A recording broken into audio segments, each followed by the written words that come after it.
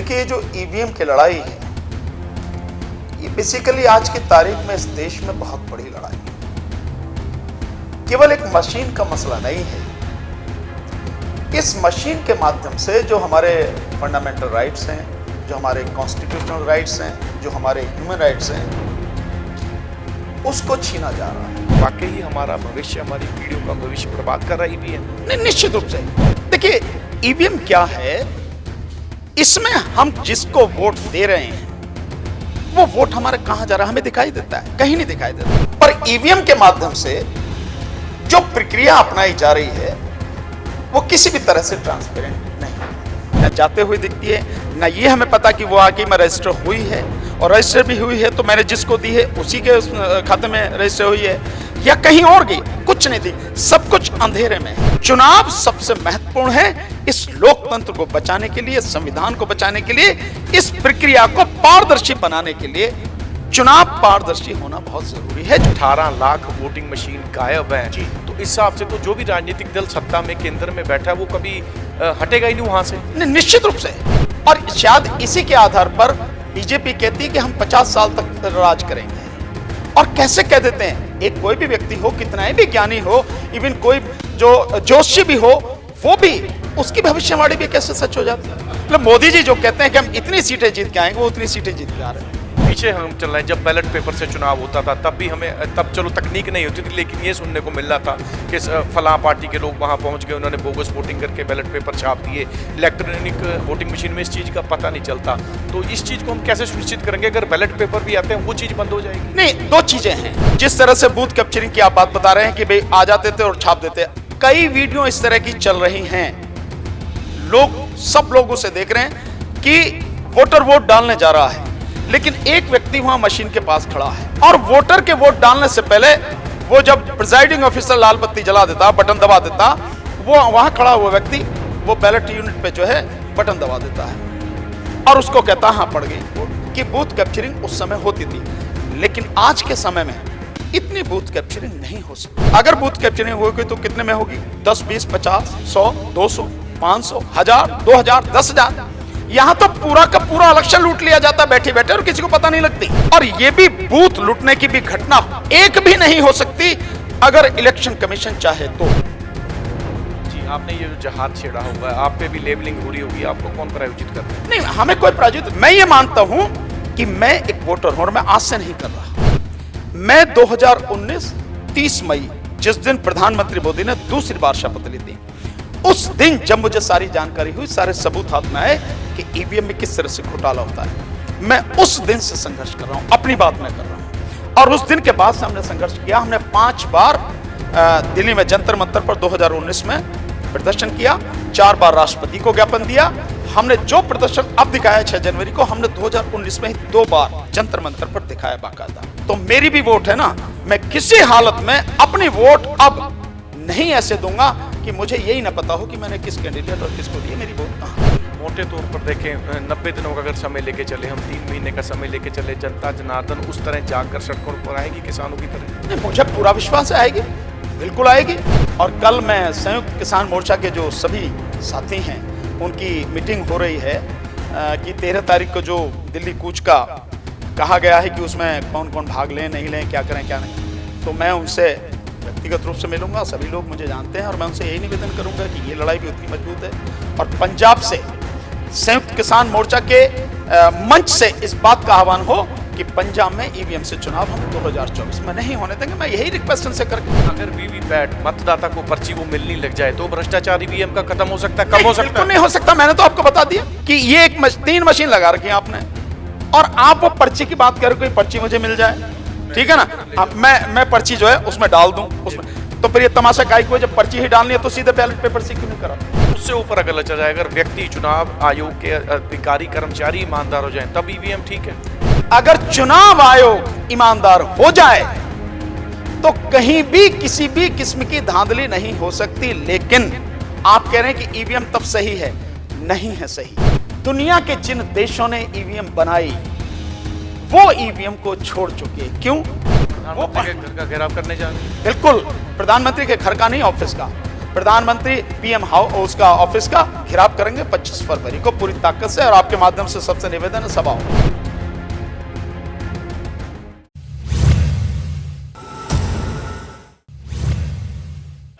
ਕਿ ਵਾਕਈ ਹੀ electronic VOTING ਮਸ਼ੀਨਾਂ ਸਾਡੀ ਪੀੜ੍ਹੀਆਂ ਦਾ ਭਵਿੱਖ ਬਰਬਾਦ ਕਰ ਰਹੀਆਂ ਨੇ। ਸੁਪਰੀਮ कोर्ट ਦੇ ਵਕੀਲ ਭਾਨੂ ਪ੍ਰਤਾਪ ਸਿੰਘ ਸਾਡੇ ਨਾਲ मौजूद ने, गलबात करते हैं। सो वकील साहब, सवाल यहीं से आगाज़ यहीं से करेंगे, वाकई ही हमारा भविष्य, हमारी पीढ़ियों का भविष्य बर्बाद कर रहा है EVM? नहीं, निश्चित रूप से।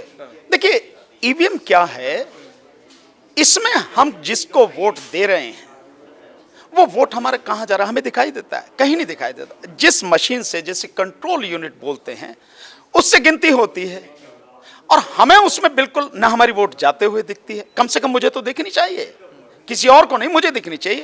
ना जाते हुए दिखती है, ना ये हमें पता कि वो आके में रजिस्टर हुई है, और रजिस्टर भी हुई है तो मैंने जिसको दी है उसी के खाते में रजिस्टर हुई है या कहीं और गई, कुछ नहीं दी। सब कुछ अंधेरे में है और चुनाव अंधेरे में नहीं होना चाहिए। चुनाव सबसे महत्वपूर्ण है इस लोकतंत्र को बचाने के लिए, संविधान को बचाने के लिए, इस प्रक्रिया को पारदर्शी बनाने के लिए चुनाव पारदर्शी होना बहुत जरूरी है, जो पारदर्शिता है ही नहीं बिल्कुल। जैसे आप बता रहे हैं कि जो हमारा चुनाव आयोग है वो परफॉर्मिंग लाइक ए पपेट, हम उसे कह सकते हैं, कठपुतली की तरह नाच रहा है। 18 लाख वोटिंग मशीन गायब हैं, तो इस हिसाब से तो जो भी राजनीतिक दल सत्ता में केंद्र में बैठा है वो कभी हटेगा ही नहीं वहां से। निश्चित रूप से। और शायद इसी के आधार पर बीजेपी कहती है कि हम 50 साल तक राज करेंगे। और कैसे कह देते हैं, एक कोई भी व्यक्ति हो, कितना ही भी ज्ञानी हो, इवन कोई जो जोशी भी हो, वो भी, उसकी भविष्यवाणी भी कैसे सच हो जाती है। मतलब मोदी जी जो कहते हैं कि हम इतनी सीटें जीत के आएंगे, वो उतनी सीटें जीत के आ रहे हैं। मोदी जी, मतलब ये जो स्थिति है, कोई भी इतना श्योर कभी नहीं हो सकता जितना ये हो रखे हैं। उसका केवल ये कारण है, पीछे हम चल रहे हैं, जब बैलेट पेपर से चुनाव होता था तब भी हमें, तब चलो तकनीक नहीं होती थी, लेकिन ये सुनने को मिल रहा था कि फलां पार्टी के लोग वहाँ पहुँच गए, उन्होंने बोगस वोटिंग करके बैलेट पेपर छाप दिए। इलेक्ट्रॉनिक वोटिंग मशीन में इस चीज़ का पता नहीं चलता, तो इस चीज़ को हम कैसे सुनिश्चित करेंगे? अगर बैलेट पेपर भी आते हैं वो चीज़ बंद हो जाएगी? नहीं, दो चीज़ें हैं। एक तो जिस तरह से बूथ कैप्चरिंग की आप बात बता रहे हैं कि भाई आ जाते थे और छाप देते, अगर आपने देखा होगा, आप तो मीडिया के साथ ही आपने जरूर देखा होगा, कई वीडियो इस तरह की चल रही हैं, लोग, सब लोग उसे देख रहे हैं कि वोटर वोट डालने जा रहा है, लेकिन एक व्यक्ति वहां मशीन के पास खड़ा है और वोटर के वोट डालने से पहले वो जब प्रिजाइडिंग ऑफिसर लाल बत्ती जला देता, बटन दबा देता, वो वहां खड़ा हुआ व्यक्ति वो बैलेट यूनिट पे जो है बटन दबा देता है और उसको कहता हाँ पड़ गई वोट। ये वीडियो आपने कई वीडियो देखे हैं, आपको मिल जाएंगे। एक तो ये स्थिति है। तो ऐसा नहीं कि बूथ कैप्चरिंग उस समय थी, अभी भी है। ये बात सच है कि बूथ कैप्चरिंग उस समय होती थी, लेकिन आज के समय में इतनी बूथ कैप्चरिंग नहीं हो सकती। टेक्निक आ चुकी है। नहीं, टेक्निक की बात नहीं है, लोग इतना अवेयर हो चुके हैं, लोग इतने जागरूक हो चुके हैं और लोग संघर्ष करने पर आमादा हैं। ऐसी के हाँ, फिर भी अगर बूथ कैप्चरिंग होगी तो कितने में होगी? 10, 20, 50, 100, 200, 500, 1000, 2000, 10,000। यहां तो पूरा का पूरा इलेक्शन लूट लिया जाता है बैठे बैठे और किसी को पता नहीं लगती। सो खतरनाक कौन है? वो जो पूरा इलेक्शन लूटा जा रहा है, ये वो 2, 4, 10, 20, 50 या 1000 बूथ लूट रहे हैं। इस चीज को हमें सोचना है। और ये भी बूथ लूटने की भी घटना एक भी नहीं हो सकती अगर इलेक्शन कमीशन चाहे तो। मैं आपको पीछे ले चलता हूं। इस देश में TN शेषन साहब इलेक्शन कमिश्नर हुए हैं और TN शेषन साहब से पहले इलेक्शन कमीशन को कोई नहीं जानता था। उनके आने के बाद जिस ईमानदारी से, जिस सख्ती से उन्होंने इलेक्शन कराया, वो भी तो सरकार द्वारा चुने गए थे। उनको तो ऐसा नहीं था कि किसी और इंडिपेंडेंट एजेंसी ने चुना था, सरकार ने ही चुना था। लेकिन जिसका ईमान जगा है, जो बेईमान नहीं है, वो जब एक सही पद पर आता है तो अपनी जिम्मेदारियों को समझता है। TN शेषन साहब ने समझी और उसके बाद समझ के इलेक्शन कमीशन को जो काम करना था वो उन्होंने किया।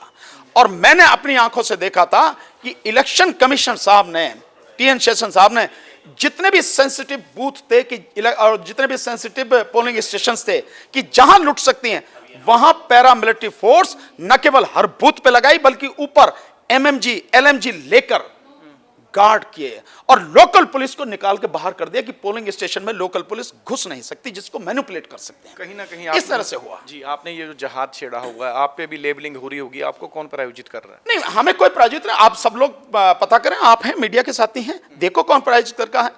मैं ये मानता हूं कि मैं एक वोटर हूं और मैं आज से नहीं कर रहा। मैं 2019 30 मई, जिस दिन प्रधानमंत्री मोदी ने दूसरी बार शपथ ली थी, उस दिन जब मुझे सारी जानकारी हुई, सारे सबूत हाथ में आए कि ईवीएम में किस तरह से घोटाला होता है, मैं उस दिन से संघर्ष कर रहा हूं, अपनी बात मैं कर रहा हूं। और उस दिन के बाद से हमने संघर्ष किया। हमने 5 बार दिल्ली में जंतर मंतर पर 2019 में प्रदर्शन किया, 4 बार राष्ट्रपति को ज्ञापन दिया। हमने जो प्रदर्शन अब दिखाया 6 जनवरी को, हमने 2019 में ही 2 बार जंतर मंतर पर दिखाया, बाकायदा उनको दिखाया। और मैं ये मानता हूं कि मेरी जिम्मेदारी है एक जागरूक नागरिक के नाते, और बाकी सबको भी छोड़ दें तो मेरी भी वोट है ना, मैं किसी हालत में अपनी वोट अब नहीं ऐसे दूंगा कि मुझे यही ना पता हो कि मैंने किस कैंडिडेट और किसको दिया, मेरी वोट कहां गई है। मोटे तौर पर देखें 90 दिनों का अगर समय लेके चले, हम 3 महीने का समय लेके चले, जनता जनार्दन उस तरह जाकर सड़कों पर आएगी किसानों की तरह? नहीं, मुझे पूरा विश्वास है आएगी, बिल्कुल आएगी। और कल मैं संयुक्त किसान मोर्चा के जो सभी साथी हैं उनकी मीटिंग हो रही है कि 13 तारीख को जो दिल्ली कूच का कहा गया है कि उसमें कौन कौन भाग लें, नहीं लें, क्या करें क्या नहीं, तो मैं उनसे व्यक्तिगत रूप से मिलूंगा। सभी लोग मुझे जानते हैं और मैं उनसे यही निवेदन करूंगा कि ये लड़ाई भी उतनी मजबूत है। और पंजाब से संयुक्त किसान मोर्चा के मंच से इस बात का आह्वान हो कि पंजाब में ईवीएम से चुनाव हम 2024 में नहीं होने देंगे। मैं यही रिक्वेस्ट उनसे करके, क्योंकि ये सबकी लड़ाई है, देश की लड़ाई है। अगर वीवीपैट मतदाता को पर्ची वो मिलनी लग जाए तो भ्रष्टाचार ईवीएम का खत्म हो सकता है, कम हो सकता है? बिल्कुल नहीं हो सकता, मैंने तो आपको बता दिया। मैं तो बिल्कुल नहीं। अब आप एक बात बताइए, मैं इसको 2 तरह से देखता हूं कि ये एक 3 मशीन लगा रखी है आपने, और आप वो पर्ची की बात कर रहे हो, कोई पर्ची मुझे मिल जाए, ठीक है ना, अब मैं पर्ची जो है उसमें डाल दूं उसमें, तो फिर ये तमाशा काहे को, जब पर्ची ही डालनी है तो सीधे बैलेट पेपर से क्यों नहीं कराते भाई? जब ये सब मतलब इतना सब कुछ घूम घाम के और फिर भी पर्ची डालनी है तो सीधे ही पर्ची डालो, ने अड़ंगा काहे के लिए लगा रखा? अच्छा, उससे ऊपर अगर चला जाए, अगर व्यक्ति चुनाव आयोग के अधिकारी कर्मचारी ईमानदार हो जाएं तब ईवीएम ठीक है? अगर चुनाव आयोग ईमानदार हो जाए तो कहीं भी किसी भी किस्म की धांधली नहीं हो सकती। लेकिन आप कह रहे हैं कि ईवीएम तब सही है, नहीं है सही। क्यों नहीं है सही? कि हम में से कोई नहीं जानता कि वो तकनीक क्या है और वो कैसे काम करती है। और चुनाव का मतलब यह है कि चुनावी प्रक्रिया इतनी नीट एंड क्लीन होनी चाहिए, इतनी ट्रांसपेरेंट होनी चाहिए कि हर किसी को यह पता हो कि वो जिस कैंडिडेट को, जिस पार्टी को वोट देना चाह रहा है, उसी को दी है, उसी को गई है और उसी के खाते में गिनी जाएगी। और ये बैलेट पेपर के अलावा हो नहीं सकता। 25 फरवरी जिसकी आप बात कह रहे हैं, दुनिया के जिन देशों ने ईवीएम बनाई वो ईवीएम को छोड़ चुके। क्यों? जिस पार्टी ने 2014 के चुनाव से पहले ईवीएम के विरुद्ध इतना जबरदस्त हंगामा किया, उनके जो बहुत बड़े नेता हैं लाल कृष्ण आडवाणी, उन्होंने विरोध किया, स्वयं प्रधानमंत्री मोदी ने विरोध किया। और उन्हीं के एक एमपी जीवीएल नरसिम्हा 246 पेज की एक किताब लिखी, डेमोक्रेसी एट रिस्क, और जिसमें स्पष्ट बताया दुनिया भर के उदाहरण देके कि ईवीएम से चुनाव नहीं होना चाहिए, इसमें बेईमानी होती है। वो पार्टी ईवीएम को छोड़ना नहीं चाहती। प्रधानमंत्री के घर का घेराव करने जा रहे हैं। बिल्कुल, प्रधानमंत्री के घर का नहीं, ऑफिस का। प्रधानमंत्री पीएम हाउस उसका ऑफिस का घेराव करेंगे 25 फरवरी को पूरी ताकत से। और आपके माध्यम से सबसे निवेदन है, सब आओ। बिल्कुल ठीक है। सो ਭਾਨੂ ਪ੍ਰਤਾਪ ਸਿੰਘ ਸੁਪਰੀਮ ਕੋਰਟ ਦੇ ਵਕੀਲ ਨੇ, ਗੱਲਬਾਤ ਇਹਨਾਂ ਨਾਲ ਚੱਲ ਰਹੀ ਸੀ। ਬੜਾ ਡਿਟੇਲ ਚ ਇਹਨਾਂ ਨੇ ਦੱਸਿਆ ਕਿ ਜਦੋਂ ਤੁਸੀਂ ਈਵੀਐਮ ਰਾਹੀਂ, ਇਲੈਕਟ੍ਰੋਨਿਕ ਵੋਟਿੰਗ ਮਸ਼ੀਨ ਰਾਹੀਂ ਵੋਟ ਪਾਉਣ ਜਾਂਦੇ ਹੋ, 3 ਹਿੱਸਿਆਂ ਦੇ ਵਿੱਚ ਮਸ਼ੀਨ ਵੰਡੀ ਹੁੰਦੀ ਹੈ। ਇਸ ਦੇ ਬਾਵਜੂਦ ਵੀ ਇਹ ਚੀਜ਼ ਸੁਨਿਸ਼ਚਿਤ ਨਹੀਂ ਹੈ, ਪੱਕਾ ਨਹੀਂ ਹੈ, ਸਾਫ਼ ਨਹੀਂ ਹੈ ਕਿ ਤੁਹਾਡੀ ਵੋਟ ਜਿਹਨੂੰ ਤੁਸੀਂ ਪਾਈ ਹੈ ਉਸੇ ਨੂੰ ਪਹੁੰਚੀ ਹੈ ਕਿ ਨਹੀਂ ਪਹੁੰਚੀ। ਇੱਕ ਵੱਡਾ ਭ੍ਰਸ਼ਟਾਚਾਰ ਹੋ ਰਿਹਾ। ਸੋ ਆਪਣੀਆਂ ਪੀੜ੍ਹੀਆਂ, ਫਸਲਾਂ ਤੇ ਨਸਲਾਂ ਨੂੰ ਬਚਾਉਣ ਲਈ ਇੱਕ ਹੁੰਕਾਰ ਭਰੀ ਜਾ ਰਹੀ ਹੈ। ਜਨਤਾ ਕੀ ਇਹ ਹੈ ਲਲਕਾਰ, ਬੰਦ ਕਰੋ ਇਹ ਭ੍ਰਸ਼ਟਾਚਾਰ। ਕਿੰਨੀ ਛੇਤੀ ਲੋਕ ਜਾਗਰੂਕ ਹੁੰਦੇ ਨੇ, ਦੇਖਣਾ ਬਾਕੀ ਹੈ। ਹੋਰ ਨਵੀਆਂ ਤੇ ਤਾਜ਼ੀਆਂ ਅਪਡੇਟ ਲਈ ਜੁੜੇ ਰਹੋ ਸਾਡੇ ਨਾਲ। ਹੁਣ ਦਿਓ ਬਲਜੀਤ ਮਰਵਾਹਾ ਨੂੰ ਇਜਾਜ਼ਤ। ਸ਼ੁਕਰੀਆ।